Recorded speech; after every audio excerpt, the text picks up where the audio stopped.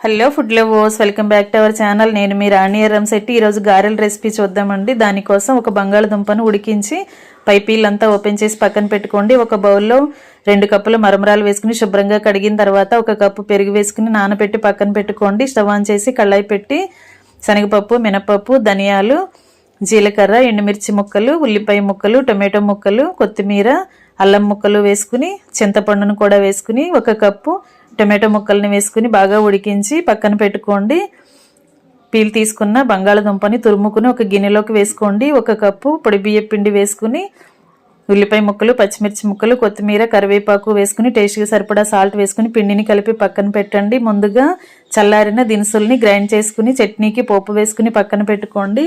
కలిపి పెట్టుకున్న పిండిని గారెల్లాగా ఒత్తుకుని డీప్ ఫ్రై చేసుకుని పోపు వేసుకున్న చట్నీతో వేడివేడి గారెల్ని సర్వ్ చేసుకోండి. రిలేటెడ్ వీడియోలో క్లియర్గా చూడండి. Thanks for watching. నేను మీ రాణి ఎర్రంశెట్టి.